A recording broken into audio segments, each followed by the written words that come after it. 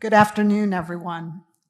Welcome to the panel HAVA at 20, the past, present, and future of electoral reform in the United States.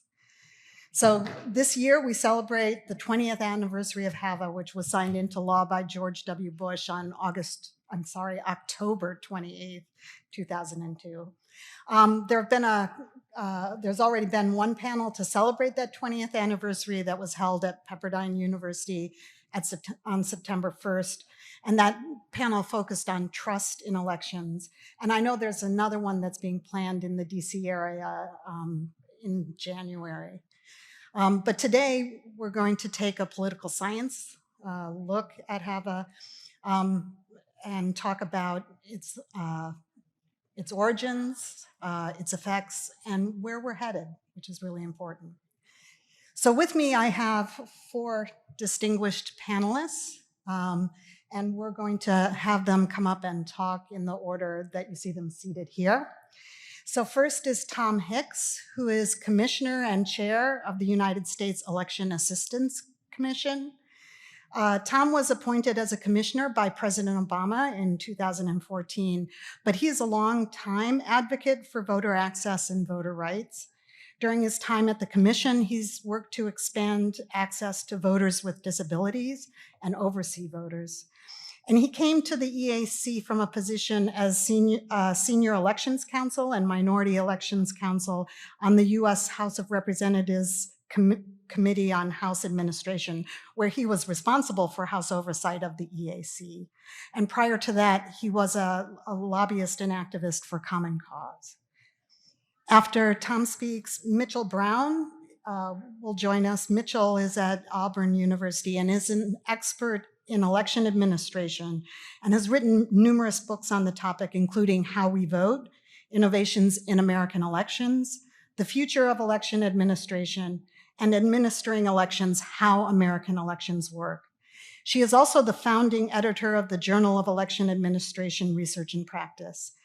In addition to her many publications, she currently co-directs the Election Administration Initiative and is a member of the board of directors of and serves as curricular faculty for the National Association of Election Officials. After Mitchell speaks, Martha Brown, who is professor of political science and public administration at the University of North Carolina at Charlotte, will join us. She's published extensively on the issues of the study of elections and election reform and political mobilization, including two books, Helping America Vote, The Limits of Election Reform, and Institutions and the Right to Vote for America. She was also very active, or is very active, in the Election Science Reform and Administration Conference, and co-chaired the 2022 conference hosted by the University of North Carolina at Charlotte, which brought together local election officials with academics working in the area. And finally, last but not least, Paul Gronke is professor of political science at Reed College.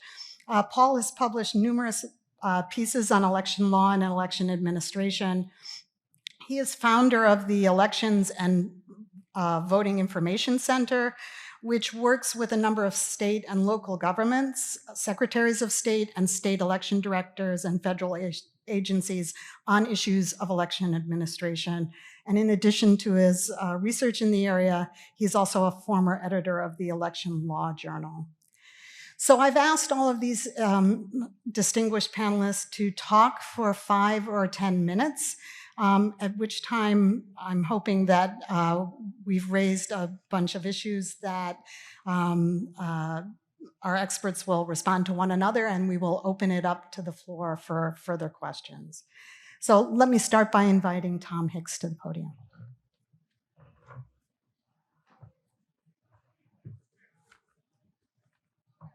Good afternoon, everyone. It's a packed house, and so folks can't speak. Good afternoon, everyone. So we are being live streamed, so we have to be good. So I want to welcome everyone here today, and I want to thank the American Political Science Association and my fellow panelists for this, what I hope to be a very intriguing panel. As we meet today to discuss the political science in the post-traumatic world, I'm pleased to discuss HAVA at 20. in the passage of the Help America Vote Act, which is coming up at the end of October. This historic legislation, also known as HAVA, made sweeping reforms to the nation's voting process following the 2000 presidential election. Reforms include new programs and procedures for voting systems, provisional voting, voter registration databases, and other facets of election administration. This legislation also appropriated federal funds to improve federal elections. Including the initial appropriation, Congress dedicated $4.2 billion in HAVA funds to improve the administration of our elections in the last 20 years. HAVA also supplements the Americans with Disabilities Act by implementing historic protections for those with disabilities so they can cast an independent and private vote. Importantly, HAVA created my agency, the U.S. Election Assistance Commission, or EAC, charging our independent, bipartisan federal agency to adopt voluntary voting system guidelines, accredit testing laboratories, and certify voting systems. HAVA also mandated the EAC to serve as the national clearinghouse of information on the election administration and distribute and audit HAVA funds. While it's difficult now to imagine a time without the EAC and HAVA, the country's electoral administration was not always as easily shared on election practices and procedures, especially prior to the 1970s.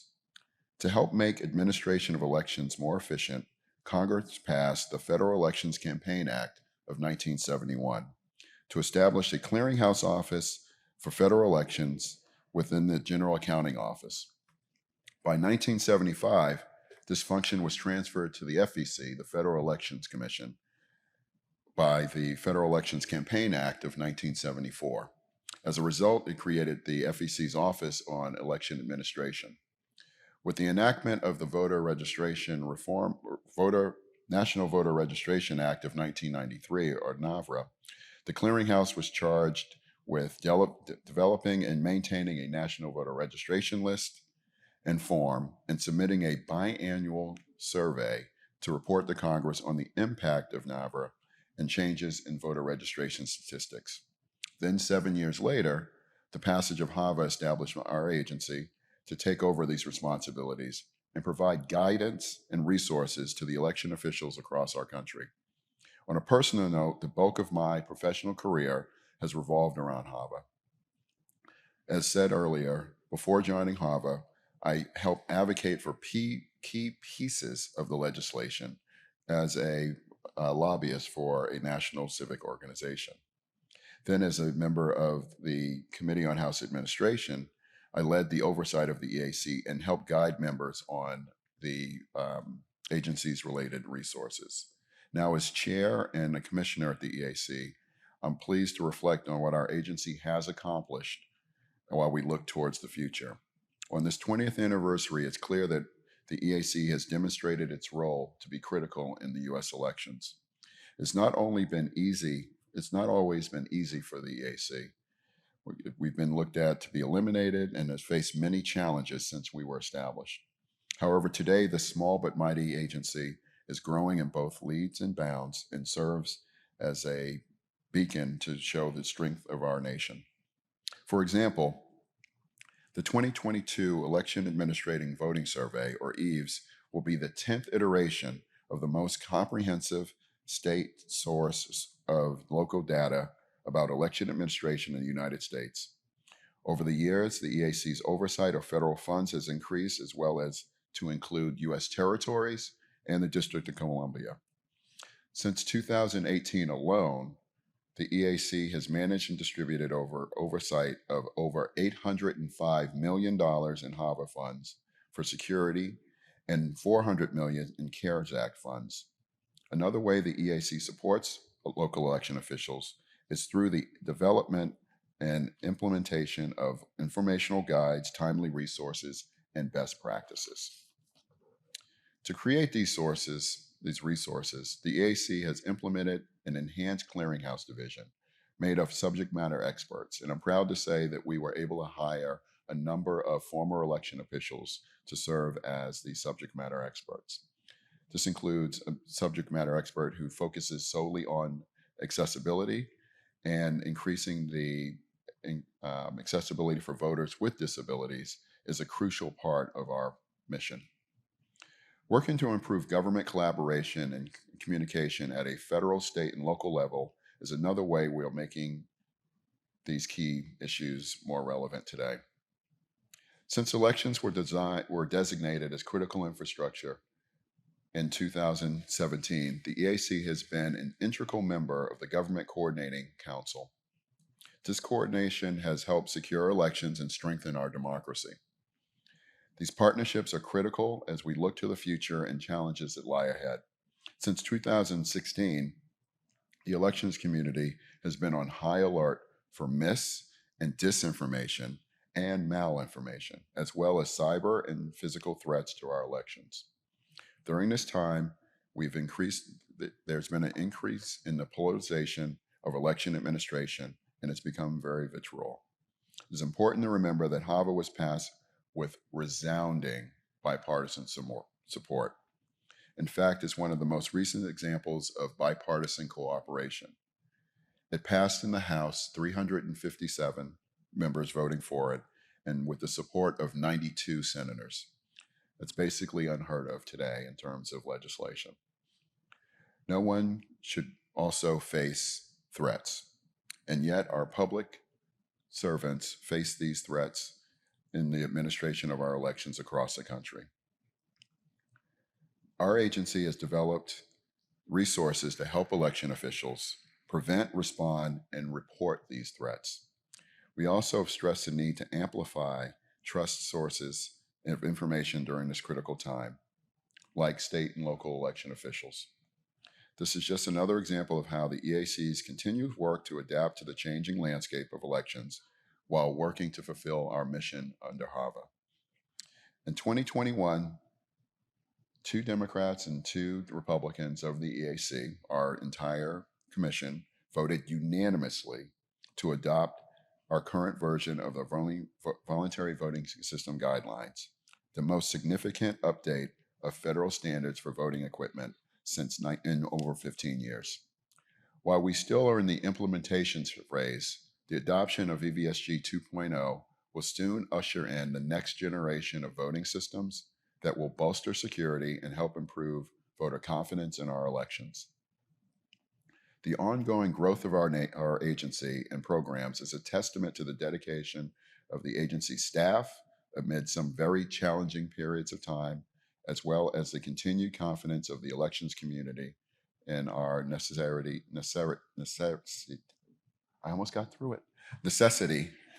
of our agency. I hope today's discussion around HAVA, and I'm looking forward to questions and answering, in the role of the EAC will help with the discourse of our nation. And I also like to thank, again, ASPA and my fellow panelists, and call up Mitchell to give the next speech.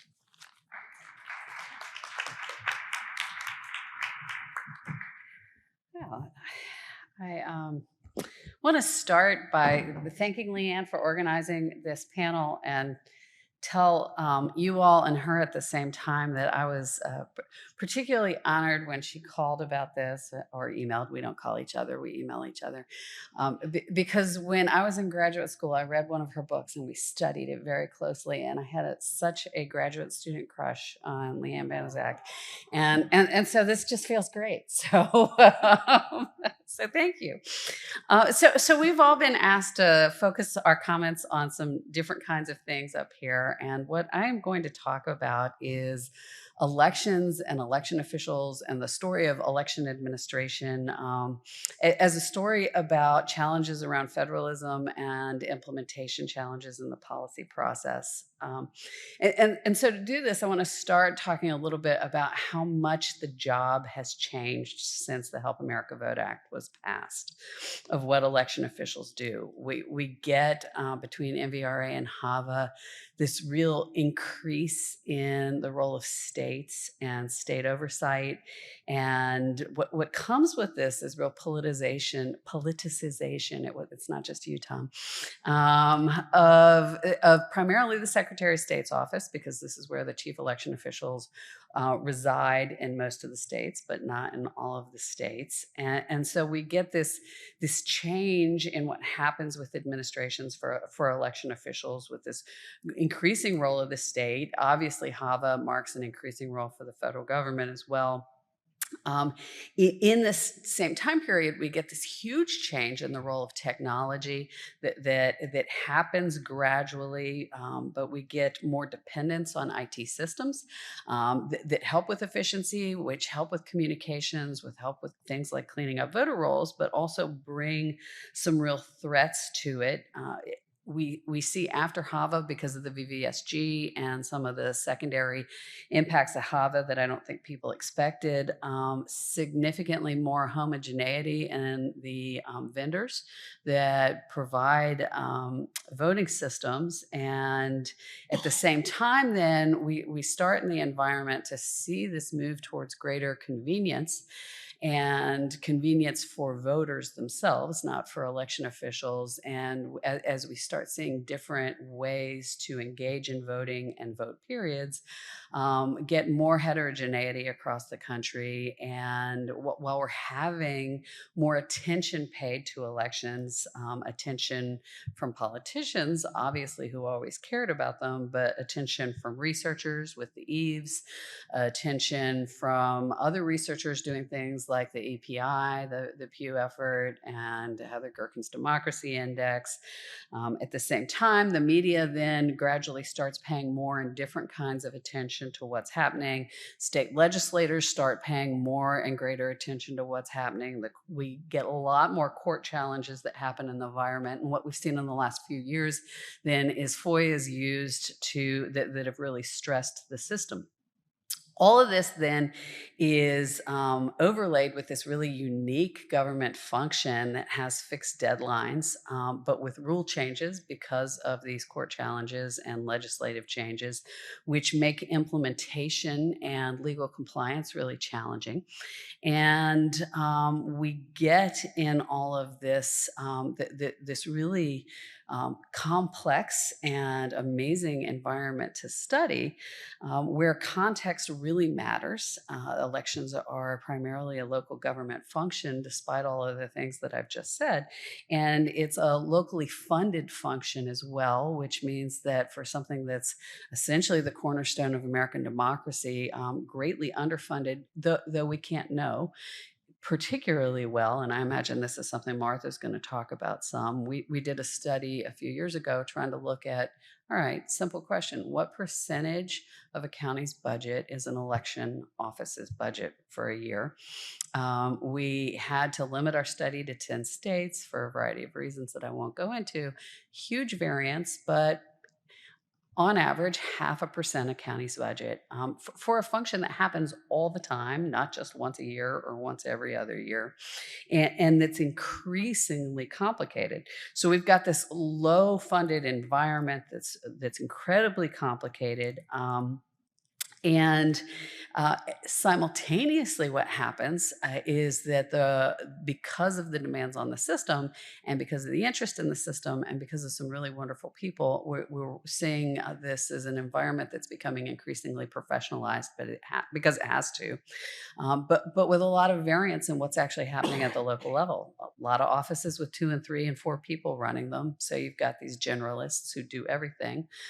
Some offices that are huge, real bureaucracies with very specialized functions happening. And so what's happening is very different. As we've looked at professionalization and changes in professionalization over time and attempted to measure them at the state level, we can say that there's some real clear relationships between the highly professionalized states with highly professionalized election staff and where there's real innovation happening, where there's real attempts to make voting easier, where there's real attempts for true transparency, but other places that are really struggling because of lack of funding. And so elections are this amazing story and about implementation, about federalism. And while these things aren't necessarily political science questions, they're what drive me. And on that note, I'm going to turn it over to Martha Kropf. Is it Martha who's next, or is it Paul? Yes, Martha. not Martha Brown, Martha Kropf. Brown is a fine name.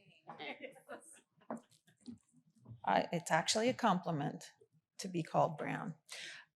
So my part of today's 20th anniversary of HAVA story is sort of the story of someone who did a lot of early research and had a lot of challenges. One of the significant things that HAVA did was create the Elections and Voting Survey, the EVE survey, and it has centralized a lot of the data. And over time, political scientists in particular have looked at these data and analyzed these data and found, well, but some errors over time in those data.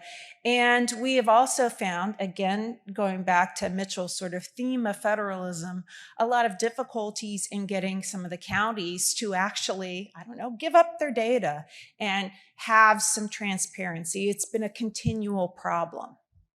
But back in the day, now I'm going to be grandma, back in the day, when I first started doing a little bit of this research, voter turnout was something that you would expect to be, right, easily accessible. And it was not. It was not. And in fact, some states like Texas defined voter turnout as the turnout or the vote at the top of the ballot, which for the interest that I had at the particular time was, well, not right. Because we were interested, some early scholars were very interested in how voting equipment operated. Because those punch card ballots we found, from a usability perspective, were, well, can we just put it simply, just pretty god-awful. The first time I voted on one of those ballots, I had to go ask for help, and they treated me like I was a complete idiot because I didn't know how to vote on a punch card ballot. I would hate to be someone with less confidence. Although that's kind of hard for me to do sometimes, to be confident. With that, I knew they had to show me, and I asked for help. Punch card ballots were, we became very familiar with hanging chad. And then we started to learn about other pieces of voting equipment, the lever machines or lever machines. Does anybody really know how to pronounce that even today? So many counties that are voting on paper ballots, but a lot of counties that were using quote unquote modern voting equipment, the direct recording electronic, like the ATM equipment that was out there. But we wanted to find out how effective they were. And we bought a data set from Kim Brace, who was one of the first people who, really was getting those kind of data. And even his data wasn't very complete. For example, there was no turnout data or the number of ballots cast data from North Carolina, which I actually got from another election official who actually had it in his basement. And I later met him at one of Mitchell's conferences, and I said, I really appreciate that you had hoarded that data in your basement because you gave it to me, and that was lovely. And I called a whole heck of a lot of Mississippi jurisdictions, 2 different offices you could call, and I quickly learned which one I should be calling, and many times they would give me the number of presidential votes cast. Sometimes they didn't, sometimes they did.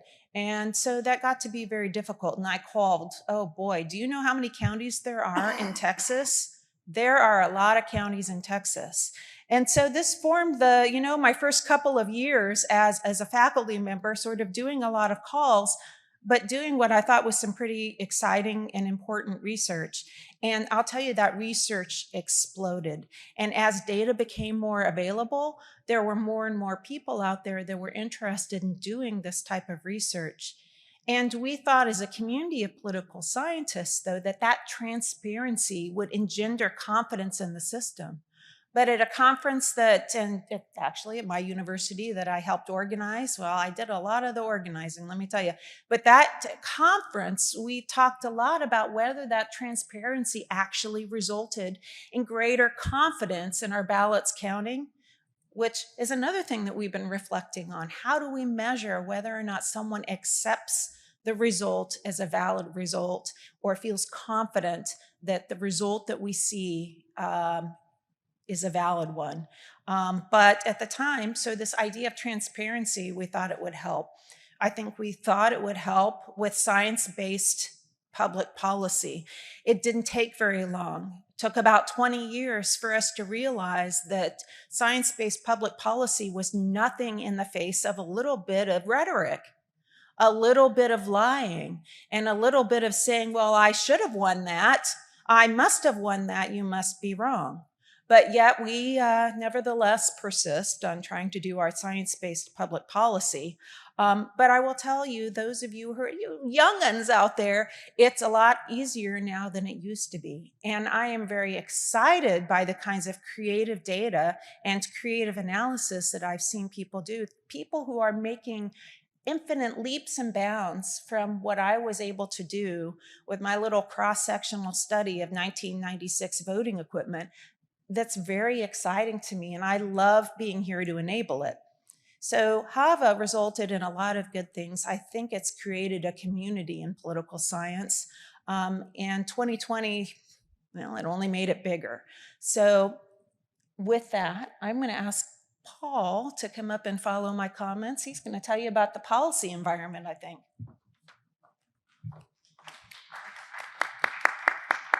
Thank you, Martha. And thanks again to Leanne. If we're doing Leanne's stories, Leanne's heard this one already. So Leanne and I met when I was 17 years old in the dormitory in the University of Chicago. So not a lot of people have known me this been that long, but here's one. So I run the Elections and Voting Information Center at Reed College. I do want to mention for some of you that know or in the live stream that we've been conducting surveys of local election officials since 2018. The 2022 data is just arriving. If you're interested in learning about that and getting access, just email me. There's going to be a panel tomorrow, which we're going to be releasing some of those early results. So my role here is to give a sort of policy narrative analysis of HAVA. I'm doing that in part because as I was contacted and asked what to do for this panel, and I thought, well, I should go back and remind myself about the conditions under which HAVA emerged. And I was a bit surprised to find that there was really very little literature on it at all. It's basically non-existent.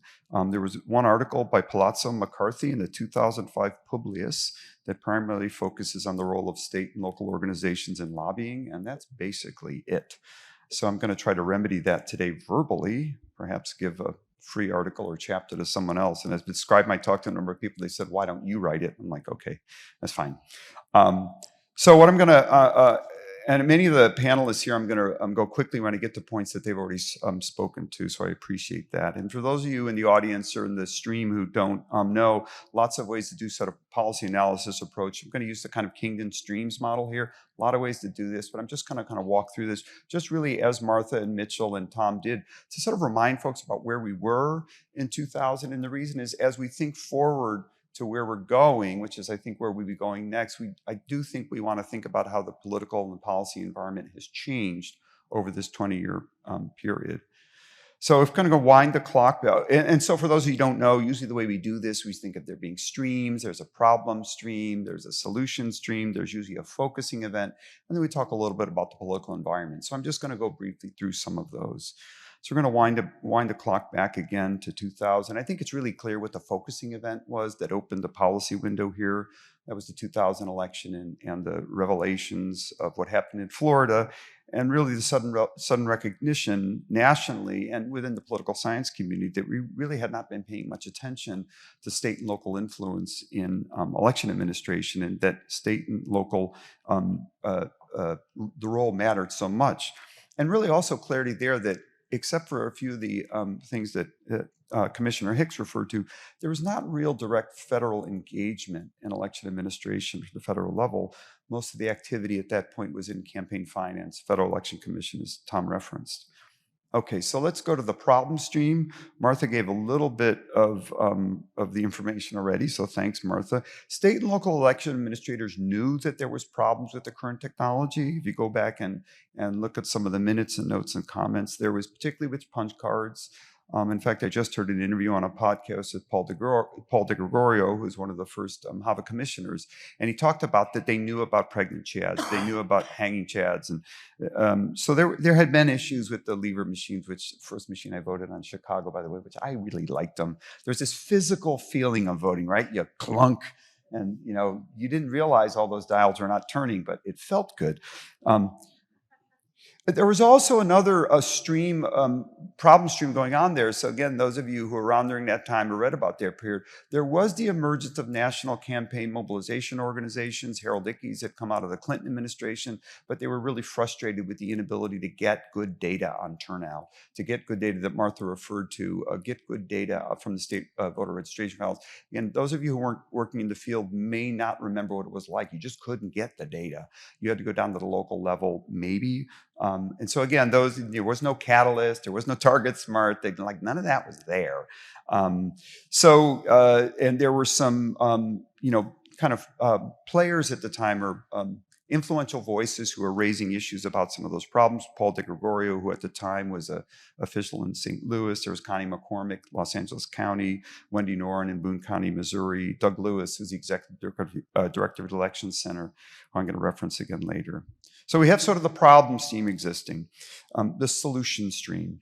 So you need to recall, Martha did a little bit of this, where we were in 2000. These are still the kind of heady days of the tech sector, companies like Dell, Microsoft, Gateway. These other companies were kind of developing this new thing called graphical user interface. Wow, this is really kind of cool. And so these companies were sort of observing that there might be some money to be made, frankly, in this election sector, and we're beginning to develop some technological solutions that might adapt some of this technology to elections. And there were other companies at the time that were thinking about database-driven solutions to some of these voter registration problems. So we have the solutions, and we've got the problems, and then this window opens, which was 2000. And so I'm really going to close my comments talking about some of the political actors and the political context of 2000 through 2002. As I understand it, I've been lucky enough, I had dinner with Tom last night and confirmed some of the things I thought I knew. Mitchell, we were doing a prep call, and Mitchell actually checked the story I'm going to tell to you by texting a key person during the call. I thought that was awesome. That wouldn't have happened in 2002. So, one of the things to remind people, the House and the Senate at that point were evenly divided. They were both in Republican control, narrow Republican control, until in 2001, Senator Jim Jeffords changed his affiliation. And so the Senate at that point switched, sort of right during this period after 2000, the Senate switched. The reason I want to give that context is there was quite a bit of pressure at that time for some sort of bipartisan solution. It was still an environment of bipartisan activity. Tom mentioned yesterday, as we were chatting about this, that, Joe Biden, some of the frustrations with Joe Biden right now, but remember the environment that he grew up in, that he kind of cut his political teeth. There's a lot of cooperation across the aisle. And so there was pressure for a bipartisan solution, because that was clear that was all that was going to work in that environment, particularly in the Senate. Some of the key entrepreneurs, some of these names you may recognize some of these names. A gentleman named Roy Blunt was serving in the House. He had previous experience as a Secretary of State, so he had a lot of knowledge about election administration, at least at the state level. Gentleman Rob Ney, and on the R side, and Steny Hoyer, they served in a committee, I think it was called House Admin, wasn't it, Tom? So Rob Ney actually was quite a leader in this, but worked with Steny Hoyer at the time.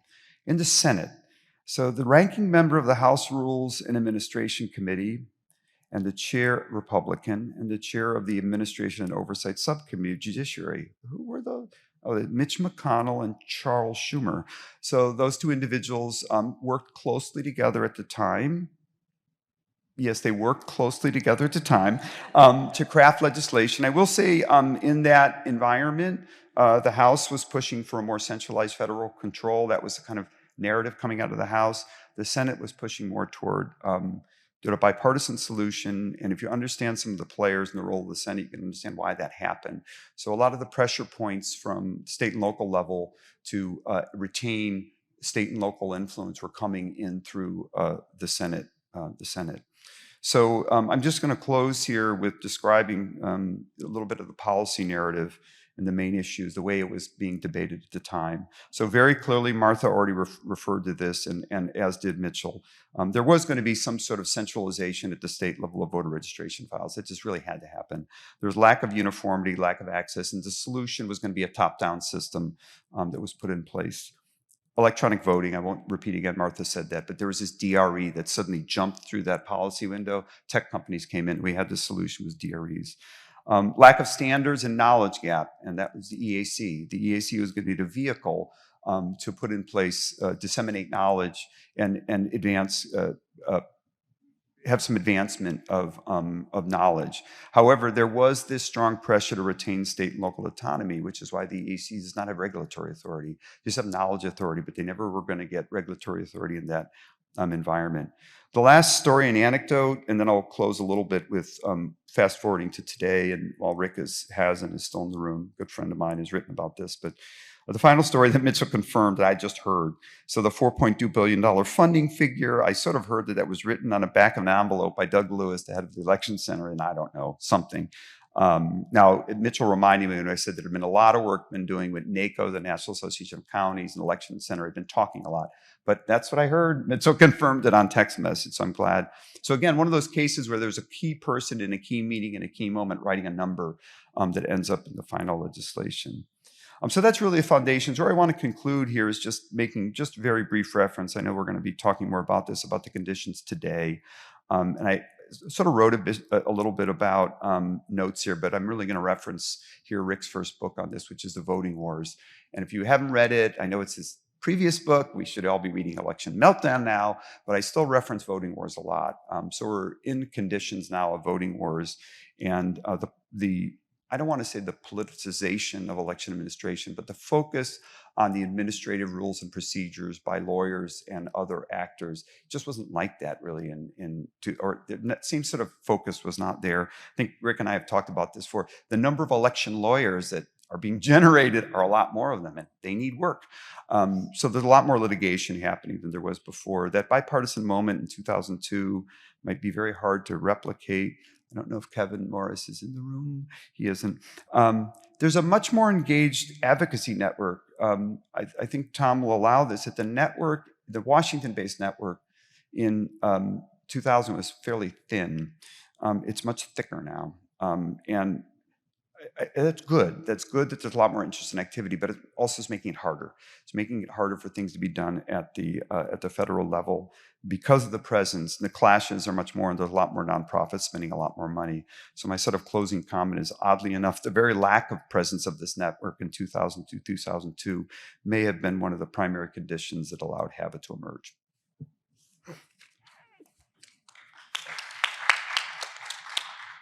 Thanks, Paul. So before I turn it to the audience for questions, which I'm going to do in a few minutes, so that's a word of preparation for all of you, I just wanted to take the advantage of the chair or organizing panel to say thank you to Mitchell, but I had a great appreciation for her because she wrote a great review of that book, I believe. And so I knew Mitchell before I met her for that reason. So kind of sitting here listening to everything that the panelists said, I think there have been a number of really wonderful themes that have come up. The theme of federal, state, and local interaction, the theme of professionalism or professionalization of local election officials, the theme of the EAC and the role that it's played in really changing our elections. What I'd like to do is take now a look forward and ask the panelists to think about, I'm going to jump over the next election because I think we're caught in a historical moment that's a little scary, and to think maybe 5-10 years down the road, maybe to 2032. What do you think are going to be the important developments that are the future of HAVA? So we've looked back. Now let's look forward, and beyond this historical moment, what do we think is going to happen?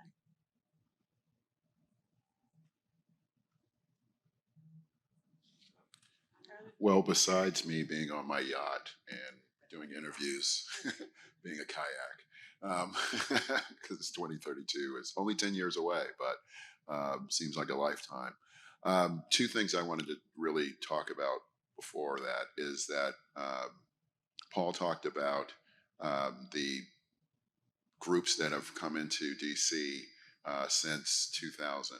And I think that that's a reflection on the fact that we're not getting this information from governmental sources anymore. we're getting it more so from private entities and organizations, NGOs. It was a great organization. It's still really great, the Congressional Research Service, that does a lot of great research for members of Congress. And when I was a House staffer, depended on them for a number of things that would help us make decisions on giving recommendations to our members on legislation. And I think over the years, their ranks have been cut, unfortunately. And I think that a lot of that void has been picked up by governmental organizations, and they have a distinct agenda that they want to do. And I think that that's part of the reason, and this is where I'm going with this, of the politicization of elections as we move forward. There are different groups that have different agendas out there that are putting those agendas in front of members for legislation and so forth. And so I think that as we move towards 2032 of possibly getting back to the non-political research that is done by organizations like that, or getting the information from the EAC through our surveys and so forth. Another thing that I would talk about, that I attended a great conference with the Committee on Securing Safe Elections. And it's a collaboration with law enforcement and election officials on ensuring that election officials are not receiving these threats that they have been over the last few years, because law enforcement is also getting those threats now. And so what can be done to ensure the safety of election officials as we move forward? And I'm hoping there's not much that can be done legislatively in the next 6 weeks or so, but 2024, 26, and so forth, hopefully that group doesn't have to exist anymore. But as we move forward, what can we do to ensure that those things are being done? So I have other things to talk about in terms of voting machines and vote by mail and so forth, but I don't want to monopolize the time. Okay, I'm going to not answer this question, but I'm going to talk about something related. Starting in 2014, from 2014 to 2019, every year around the country when we were doing training with election officials, we would give them an open-ended survey where we asked them to think about elections in 2032 and what it was going to look like. Not just the elections, but how would people register? What kind of technology would people be using? What would their jobs look like? What would they need to be able to do their jobs? And they were open-ended, and we would, go painstakingly through and do open-ended coding on these things. And what we saw happening over this 5-year period is, at the beginning, the election officials were all sure that we would be using biometrics for ID, that we would have voting kiosks and voting on our phones. And the ones who were trying to be really clever would be like, well, we're going to be implanted with a chip, and that's how we'll do it. And they were really focused on technology. And then 2016 happened, and suddenly we're going to be voting on paper forever. Everything's going to get rolled back. And this would happen with other small things. And I'll say about the field, that if you're looking to election officials, there are a couple of voting entrepreneurs and election entrepreneurs in the field. People are really trying to push innovation and change, but for the most part, I think elections and election officials are pretty reactionary. And so the answer to the question is, well, it depends on what crisis happened in 2030 or 2028.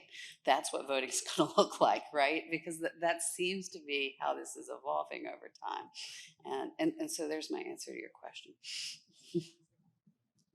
Yeah, that's a great answer to this. And especially the idea of the paper ballot sort of raises a question that I hope people are thinking about, and I'm sure Tom is thinking about. What are we doing about access to voting for people with disabilities? We had such great promise in 2002 when we thought there would be electronic voting machines that would be easier for people to vote on. And I think the disability community, probably from what I've been able to ascertain with some recent research, I think they hoped that they wouldn't be segregated to vote, that they would be able to vote together with everybody else. And there wouldn't be this sort of what's turned out from state legislatures pushing paper ballots, these optical scan paper ballots, which interestingly they think are so wonderful. But it's sort of a lack of concern for people who may be differently abled. I don't know a better way to say it, because I'm sure it's kept Tom awake at night, but because I know of your advocacy, but that's a concern. And I'm hoping that we'll be working and continuing to work on access for people with disabilities and ways of making voting as same as possible for everybody, so everybody's sharing the experience. Another thing that I think that we need to work on that we're not going to, since we're for the foreseeable future using paper ballots, is ballot design issues, which David Kimball from University of Missouri at St. Louis and I studied together. We found some pretty so if anybody knows who Don Dillman is, he does survey research. You know, he was kind of really the god of survey research for a very long time. He looked at my poster at the American Association of Public Opinion Research that I was giving, and he looked at a ballot at Iowa and he goes, "Oh, that's awful." And really the ballots were awful. So of course I called David on the cell phone right away and I said, "Guess what Don Dillman said about our paper or about our ballots?" Because he wasn't able to be there at that time. But hopefully we can continue to work on ballot design, because that's something we're not. I think we have to make some decisions, some value decisions about what we're going to do to modernize voting equipment, because paper ballots aren't all that. I know Paul Herndson on the audience has just a wonderful book. It's one of those books that you write in the margins and fold over corners and then write, "Oh, I have an idea."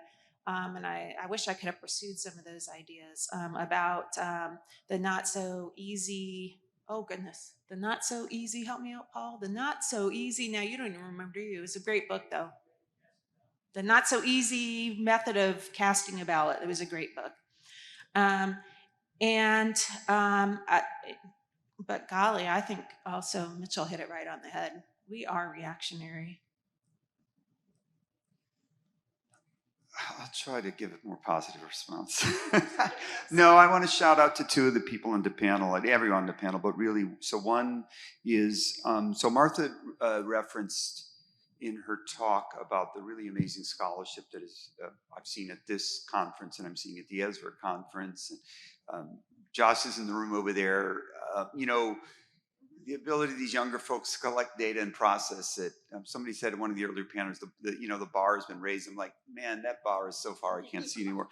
But the reason I say that is that I do think the skill set that younger scholars have and researchers and the data that are available to them are already pushing in positive ways that we'll see soon, and certainly by 2032. One that I'll mention, work that we have been doing with Paul Manson, who just came in, and we got some grants to work on. For example, is to try to understand the vulnerability points in the transaction paths of the vote by mail ballot.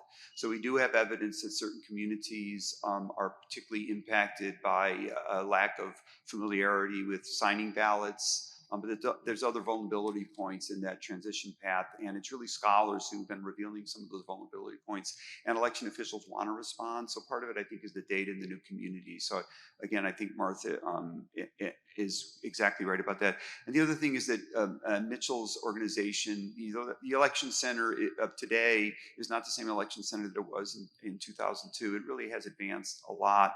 And I think in particular, I expect to see more quickly than 2032, more active and professionalized state associations that are bringing together state officials working with the Elections Assistance Commission. Tom referenced the EAC now has a governing board. They're bringing local officials and those voices in. I think we're going to see the impact of that. I think Mitchell's right. It's not going to happen until 2024, but I think beyond that, where I'll close on that in terms of 32, maybe earlier than this, maybe by 2027. There's a lot of disappointment about the energy and activity and really money that went into HR1, and that didn't work. There were those of us, Rick among others, that you can go back to his Twitter stream. So I'm not misquoting him, but there were those of us who had skepticism over HR1 that it was too big of a bite, that there's just too much. And I think a better way to think about that might happen sooner is really not thinking, but thinking more incrementally to updating and renewing NVRA and HAVA, thinking of it that way. If the NVRA had really been put in place the way it should have been, automatic voter registration should be happening right now. But it was written well before the internet, right? It was written well before a lot of these agency contacts. So we may want to pivot here and think about renewing that. Same with HAVA, the possibility for the EAC to have consistent funding stream. I don't think, Tom, you're going to get regulatory authority. You could speak to that, but I do think the ease has been an amazing to have consistent funding with the EAC. The definition of elections as a critical infrastructure is really a very important step. So I do think we may be able to move and have toward development of federal standards, maybe some floors on voter access, and I think we'll see that. I think we can get that. I don't think that is too big of a reach, and we may be seeing it. But we got to get past 2024. I think we have to. There's some great answers there. I'm going to take chair priority one more time, and then I'm coming to you folks. I should say I'm up here because I'm co-chair of the APSA Election Assistance and Policy Committee. And that committee is tasked with nonpartisan aid and advice of political scientists to the election in a nonpartisan way. And so really one of the questions I have is to really think about how academics can play a role in the election. What can we do? And I'd like to widen it a bit to not just our discipline, but there are other cognate disciplines where the question of elections are important. What role can scholarship play in this election environment? And how have the disciplines helped in the past? And maybe looking forward, are there ways that academics can play a role that would help with the current information environment?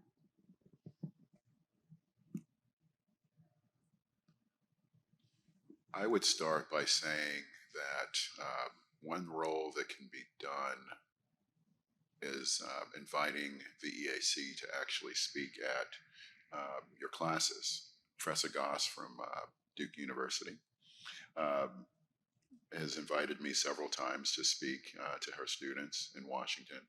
And I think that has done a lot in terms of educating those who weren't born before HAVA about the existence of the Election Assistance Commission and also what they can do in terms of being a part of the process. One, serve as poll workers, vote. Once individuals start doing these things at a younger age, they are more likely to continue on with that as they go through their lives. And I think of it as a way that they can actually give back to the country and their schools as well. And so a little thing by having not just me, but there's 3 other of us to come speak at universities, I think does a great deal. And to go to Paul's point as well, we also speak to state organizations. And so when we speak to those organizations during their annual conferences, we can also come over and speak at universities as well. So another plug that I would give is towards serving as interns for the EAC. It's no longer, I think, legal for folks to serve as free interns. So I believe that once people apply, and there's a limited number to serve as interns for our agency as well. And then I will go towards the disability question as well, in terms of, I think that 2000 revolved around an issue with paper. And so it's really interesting to me that we've gone a 180-degree turn to go back towards paper without some sort of combination of the two. And from the disability advocates that I've spoken to and who have spoken to me about how difficult it is for them to use paper, I think that moving forward with technology, since the iPhone wasn't invented in 2000, how can we use technology to also have verifiability and also allow for those to continue to vote independently and privately? The EAC is working on end-to-end encryption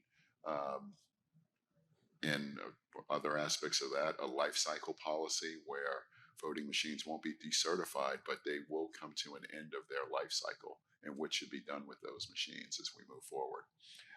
So I hope that some of these things will take hold and people will actually listen to us. I don't think that we're going to get regulatory authority anytime soon, but I think that when members of Congress hear from their constituencies about the need for electoral reform, it needs to be done in a bipartisan way so that folks don't feel that their party is being taken advantage of or have some other advantage for it. HAVA was done in a way that both parties were angry at the end of the day because they felt that there were other aspects that the bill could have done. And I think that that's a sign of a decent piece of legislation of if both sides are angry and not getting exactly what they want, it's a good way of saying that there's something called compromise. So that's it. I'll put in a plug for Tom coming to your class. I taught he's a very good sport. I taught a methods class once, and he came and I let the students interview them and practice their interview skills on them. And in another public policy class I taught, he was on C-SPAN, and so we'd been working on, around the time he was on C-SPAN, like what makes a persuasive public speaker, and giving testimony and things like that. And so they critiqued him, and so he's a good sport. They all are. I want to say that I think one of the areas that we could do more research in there, we've sort of touched on a lot of things today. Some is about usability and accessibility, obviously intergovernmental relations, so the sort of raw politics that draws everybody in, topics around public administration, public policy. The thing that hooked me and got me to do this, I hadn't intended to study elections, and one of my colleagues dragged me to this election meeting. I went kicking and screaming, and I was hooked almost instantly because I went to this session that was all vendors, and they were talking about what they do, and I was like, hold the phone. What's happening here is really way more complicated and interesting than I ever imagined, and the role of vendors is really critical in what's going on, and we don't talk about them hardly ever. And that'd be a thing that I think, and I had intended to study it, and a decade plus later I still haven't gotten around to it, and I'm not going to. So somebody smart should do that. Which one? Well, I just want to give I want to give a shout out to Nadine Gibson at University of North Carolina at Wilmington, because she has done some research on, and in November of 2020, I edited a symposium in American politics research, and I published her article about them, but much more needs to be done. And I think that's true. So interestingly, the Carter Center has taken an interest of late in domestic elections, and they have a committee in North Carolina, and a bunch of people are sort of on this committee. And I was in on a call, so they're planning this sort of talking tour. And so they were going to come to UNC Charlotte Tuesday night when I was here, unfortunately. But So, we're doing the prep call, and I was sort of there to sort of advise them and talk to them about what they needed to do on elections. And I said, well, what can I do to help? It sounds like you've got everything sort of set up, but I'm sure there's something moving forward you want me to do. And they're just like, oh yeah, well, keep teaching civics. And the part of me that wants to do something now to help this effort now was just like, well, that's just not satisfactory. You don't realize what we can do in terms of research. But actually, they're kind of right. I have done some research I've started to read a lot more about civics because I have a colleague, Jason Giersch, who's interested in civic education. And we had an article together last year about what makes for better civic education. And that was a really fun project. And we're going to, with my spare time, keep working on it, I hope.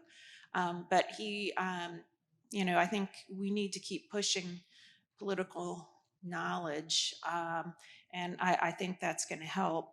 So another thing, that I've been trying to work on is to figure out how much election officials actually have to run elections. And, Mitchell has some great evidence. They really don't have enough. It's really a small part of the budget. And some of my research then looking into some of this later sort of confirmed that. Wendy Norn, who was one of my person I interviewed early on, just trying to write a chapter about election reform in Missouri.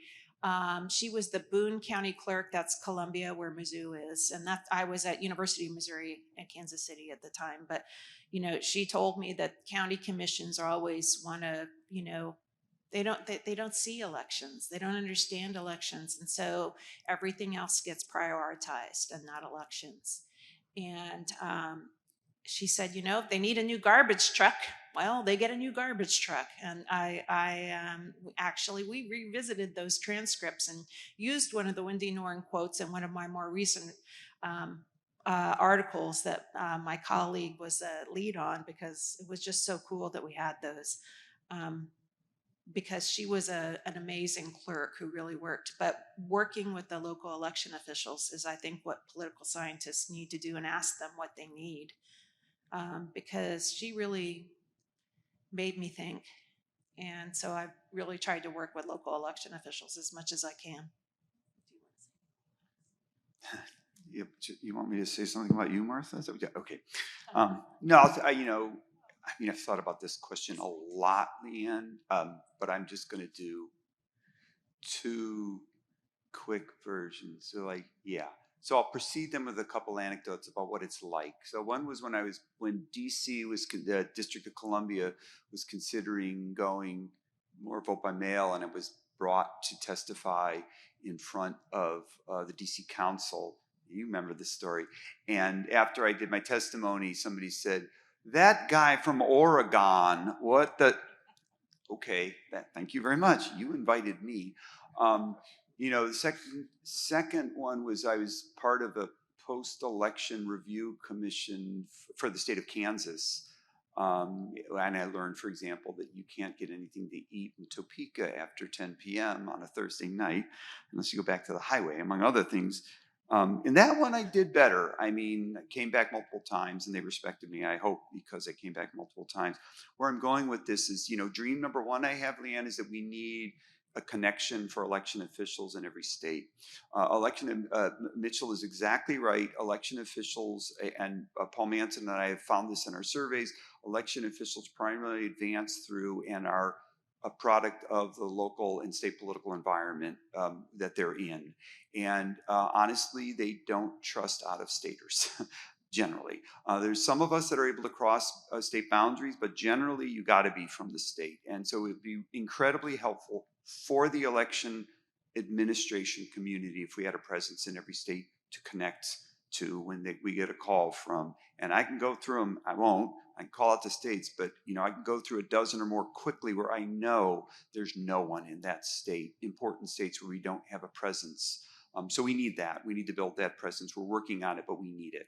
But the second one, I will say, Leanne, I've tried to figure out how to make this happen. It's going to take some work, but so political science needs to create ready teaching modules to drop into the textbooks and materials of other disciplines. So you talk to statisticians, data scientists, computer scientists, engineers, others, they want to motivate their students to do things other than just go work for a big tech company. But when you open up that data science, except for one data science book that I can tell you about, the Intro to Data Science, and I know who put that in, after the sports statistics version, there's one little political sciencey sort of example in there. Now, we've done this work. It's in our classes, but we got to drop it into so that we don't have a presence in these books. So to Tom's point, we don't have a presence in the undergraduate classroom, these other disciplines. So they're not thinking about our world. And we may not be able to get all of those really smart statisticians or computer scientists or engineers or human, but we can, if we could just grab one of them or two of them and let them know that this is a field. So we got to do that. And like I said, the materials are out there, but it's got to be ready to drop in.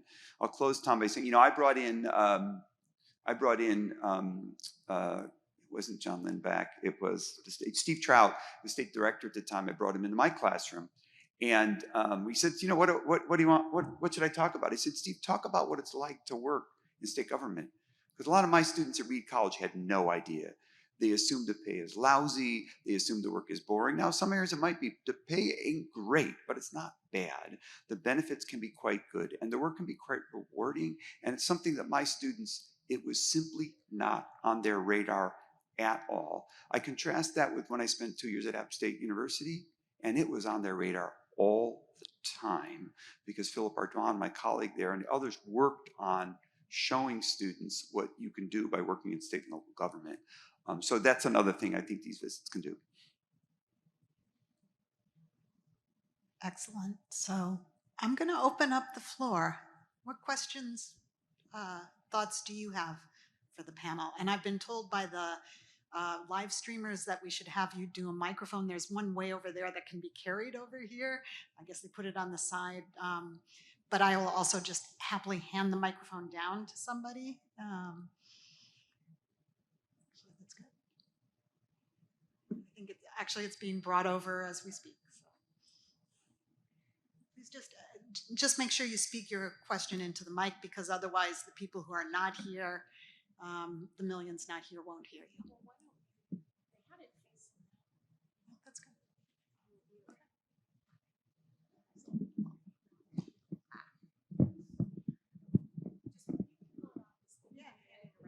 Okay. Sounds good. Okay. Thank you all. This was a really great panel. It's nice to see so many friendly faces. I think my question goes off of Paul's comments, both the beginning and just what you repeated. It just seems to me like we've got this huge information asymmetry. So you've got this big lie spreading that elections are corrupt and millions of people are believing this. And you've got these honest election officials toiling in obscurity, not touting all the safeguards that they have in place, the integrity of these offices. I know I was the head of my local League of Women Voters. We worked really closely with our county election folks who are just amazing. And I'm thinking about focusing events and the J6 committee and the testimony of Shay Moss and Ruby Freeman and Brad Raffensperger.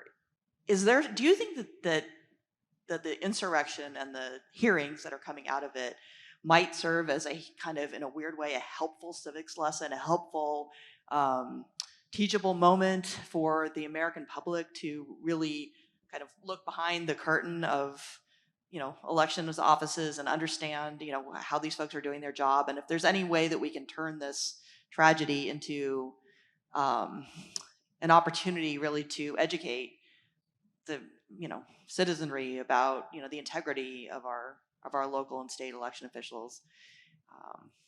Thinking of, taking lemons and making lemonade or something like that. Anyway, this is for any of you.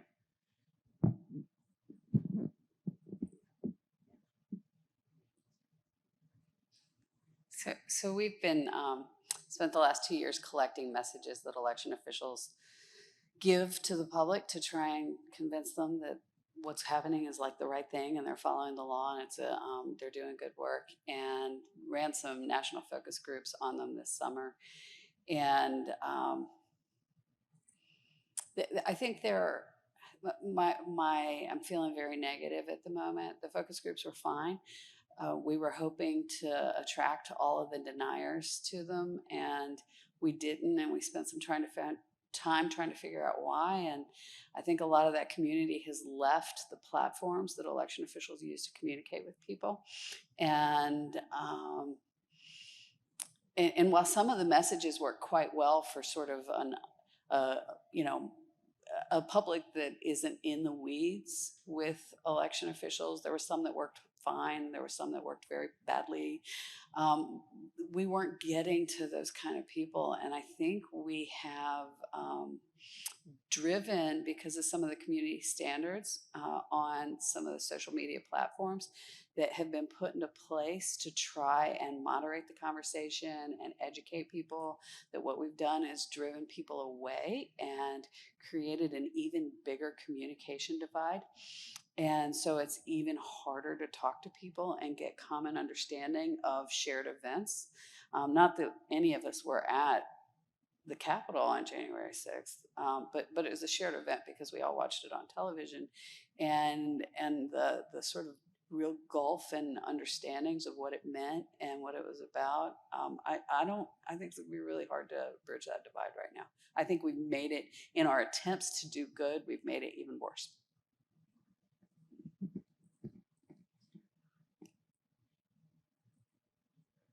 I don't also want to be super negative, but I'll be super negative for a moment and then try to turn more positive. I mean, the super negative version, that I am not an expert on this. I'm just consuming sources as I suspect you are.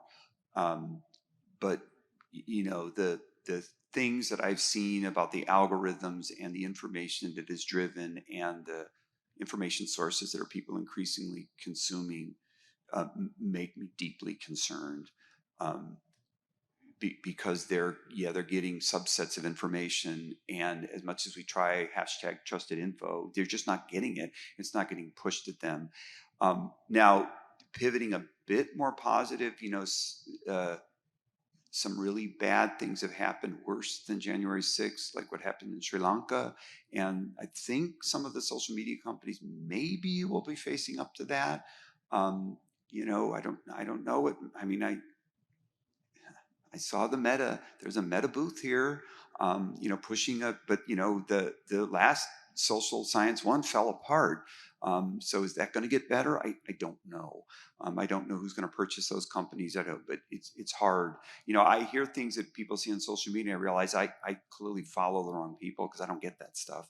So again, to pivot more positive, I have journalists and media actors and others coming to me that are a lot more knowledgeable and are trying to file these long form stories and seem to understand that they have to start to counter. I consume Mile Parks and NPR and Pam Fessler, and I don't know. I will say, again, more positive, there is attention to this problem. They're very good people that are trying to work and study on this. Whether we can turn it quickly enough, I don't know. We can't have political actors sowing distrust and undermining the democratic system as a method of political advantage. And until we get beyond that, it's going to be hard, because people with 300 million followers, it's hard. I thank you for your good work. We're trying, but right now, it's hard to see the sunny side in Philadelphia right now. Oh, I was just going to say, with the algorithms that social media use, these companies could, this was a topic of discussion at a pre-conference workshop on electoral integrity in the United States. And one attorney at this workshop pointed out that, the social media companies could be more responsible. They could put their thumb on the scale a little bit to shoot some different things to people, but as long as that profit motive's out there, it's real difficult to get around that. I'm going to jump in and just add a thought, which is something I've been thinking about a fair bit. I also share the pessimism about the national conversation. But the one thing that strikes me about elections in the United States is how local they are. And in my mind, the conversation, the political conversation at the local level still has a little bit of a different tenor to it. People are still talking to their neighbors. They're still talking across party lines in small towns because they live together. And so it seems to me that that's one place where, as if we move totally away from the media environment and we think of it as a grassroots type of thing, that there might be hope to try and build the conversation. Oh, piggyback on that and say in our focus groups, that was exactly the thing that worked the best. That if we in the messaging connect people to really humanize election officials as being their neighbors. In fact, we used a quote that Tom had in Twitter from the 2020 election season, and it of all the things that resonated the most, so it's that thing, having the conversation about what's happening in our community. And there's some suggestion in some of the research that if you can really evoke a sense of shared fate and that you're all in it together and these people are your neighbors and your friends, that people hear better what's happening and they're gentler and kinder about it. There's a great campaign ad from issue 1 this summer that came out that was doing exactly that, and they were really well done and really just wonderful ads that hit on exactly all the things that we found, but I've only ever seen them on Twitter, and the folks that they're trying to talk to aren't on Twitter. And the one of the things, to circling back to something Paul said earlier, that didn't work at all, in fact turned people on, was the trusted info hashtag about the campaigns and getting campaign information. And so it's hard to know how this stuff is going to go. Do you want to? Nope. Okay.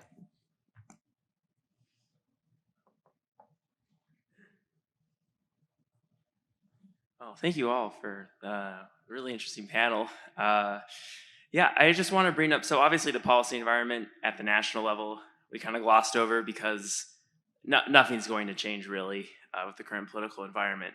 But HAVA didn't just have policy changes. I know Mitchell and Marfa both mentioned election funding issues at the local level were just really, really small. But HAVA put a huge infusion of cash to implement the new policy requirements, the registration systems, et cetera, with huge discretion at the state level, obviously.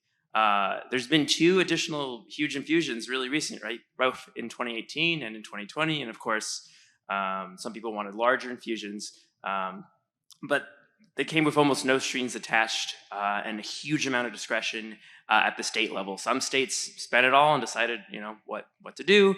Some states just handed it to counties and everything in between. And I know that a lot of that money actually still is unspent. Some states have only spent a small fraction of the funds that they have. So I'm wondering if you could all,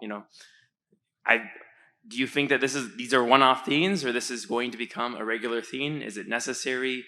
What can we do as scholars to study, how these funds are being spent, and are future allocations necessary, and should we be advocating for those? Thank you. Future allocations will be necessary. It needs to be a dedicated funding stream, from what I understand from election officials. The other aspect that I continually hear from election officials is that it's great to give this money, but it's usually too late at that point because they need to go to the legislators to have that authorized to be used. And so if a state gets money in 2022 and their legislators have already gone home, they won't be able to spend that until 23 or 24.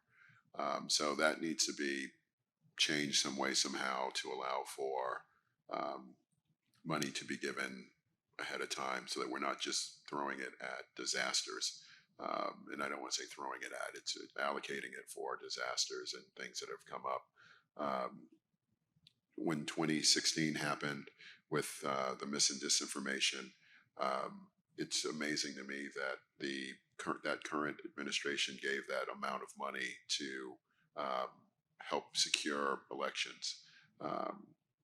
And then when 22 happened, the allocation that came out was not as much as folks had wanted, but still in addition to what has been occurring.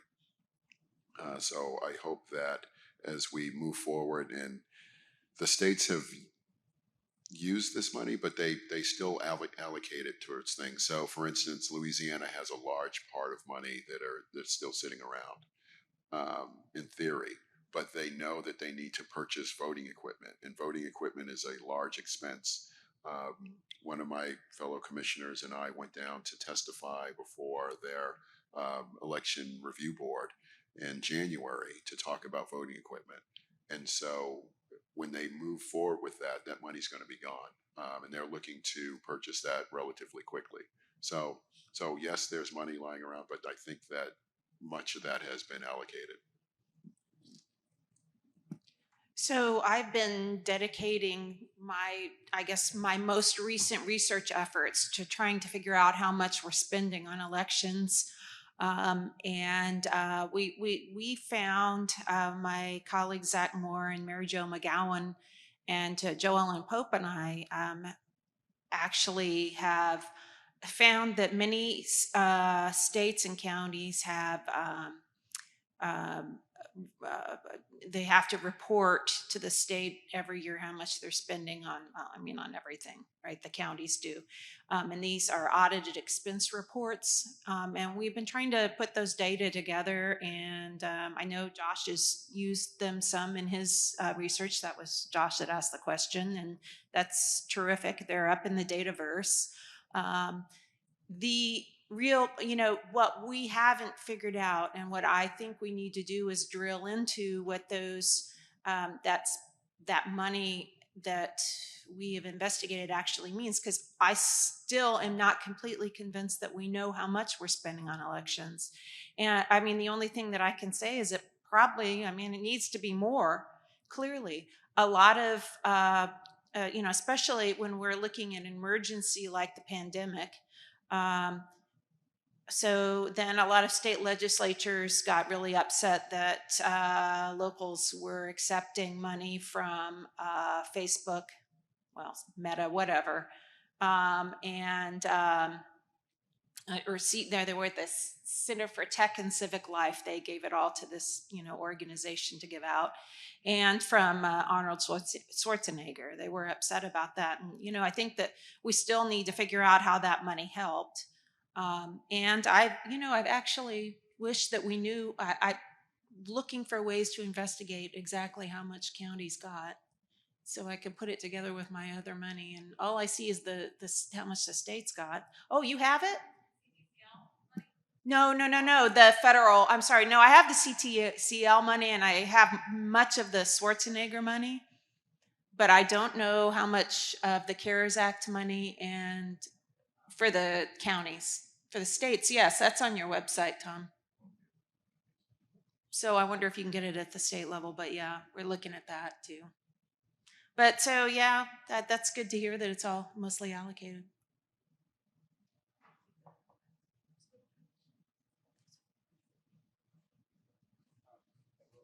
Say, Josh, that and the audience, I've seen more activity and discussions of funding at state levels, so I'll take that as a hopeful sign. The other thing I will say is after the Zuckerberg Foundation money came and the Schwarzenegger Foundation, that it may simply be anecdotal. It might be collecting these more systematically, something that our discipline or others can do. Some have heard the story I'm going to tell now before, but in Multnomah County, what happened was the combination of COVID requirements and the Zuckerberg CTCL money arriving allowed the director there, Tim Scott, to purchase and I was going to use not the right word because modernize is right the word, but just change the way that they process the by-mail ballots. It's an all by-mail jurisdiction to result in dramatic efficiencies and cost savings down the road. And so, Paul Manson, my colleague who's here, will remember, I'll just go quickly, but it used to be, because Oregon has a very strong voter intent law, as a number of other states, there used to be literally this hothouse room, right? This kind of hot, it was like this, you'd go down to the basement, the ground floor, and all the ballot remaking and duplicating was occurring. And that requires 4-person balanced boards opening up and looking at these ballots and inspecting. And the ballots that come to them are ones where there's some sort of error that the machine couldn't read, and they have to come to an agreement. They duplicate the ballot. And so that doesn't exist anymore, because what happened is that they were able to move toward a vending system that scans the ballots. They use Clear Ballot, but there's other systems out there. And then they can do this investigation effort on a race-by-race ballot basis rather than on a ballot-by-ballot basis. And so that the boards now simply consist of people investigating these, get thrown up on a screen. And it's more transparent, so the observers can see it, so they're not complaining as much about it. And so he was actually to radically reduce his reliance on temps, which meant less training, which meant more excerpt staff. Now that may just be a simple example, Josh, but Christian Gross is the one who's doing some work on this on the Schwarzenegger side. But I'm hoping that we can find more examples of these real innovations and roll those out in ways to result in a more transparent process, and maybe sell it to some state legislatures. You invest a little money here, you could save a lot more money down the road. Tom is right. I think Tom said, a lot of the equipment is aging out that was purchased in the first round of HAVA. So again, there may be an opportunity there, but he's right. We do need more consistent funding. I'm hoping these conversations at the state legislative level are good news, that we're going to see that the funding is going to be more regular. Funding is always a challenge. There's other experts in the room on state legislatures that know about this problem. So yeah, I'm a little bit more. I am a bit more optimistic on the funding front.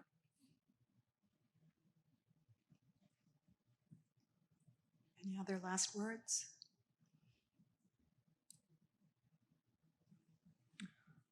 One thing that I had the opportunity to do last week was to witness and observe in person the Swedish elections.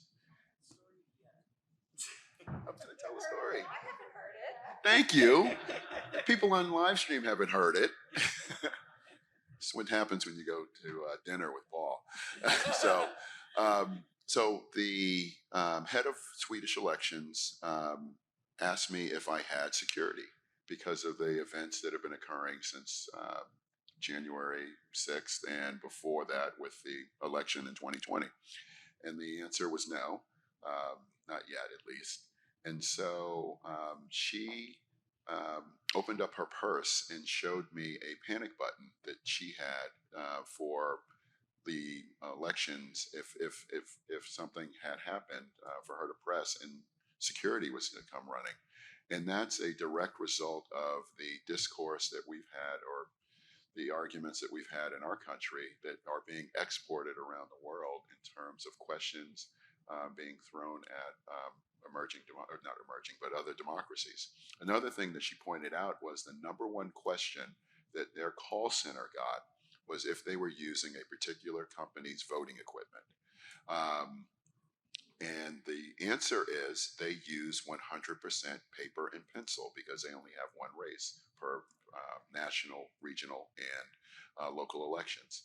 And so it was really interesting to me to see that what's happening here in the US is transmitting 5,000 miles away with a country that's run their elections for a number of years and still the mis and disinformation aspect of it. And so as we move forward with the next 20 years of HAVA, I would hope that we could figure out some way to combat that and hopefully with mis and disinformation and tech and social media that elections can still function, because as my children age up into voting, they're not going to ask, hey, can you give me a stamp so that I can vote by mail? They're going to say, hey, can I use my phone to cast my ballot?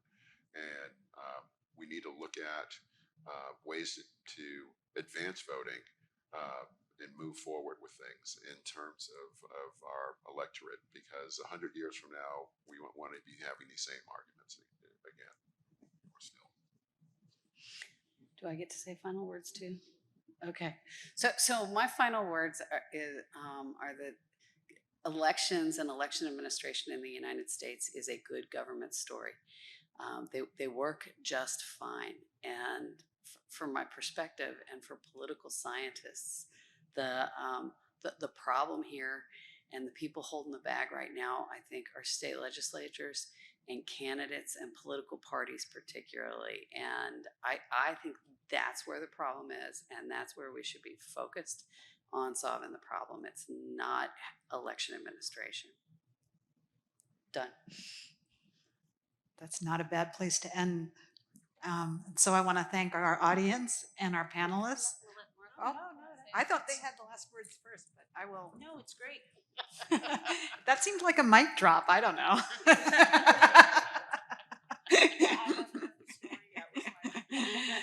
So I want to thank the panelists and the audience for joining us. And again, thank you all for coming. Bye.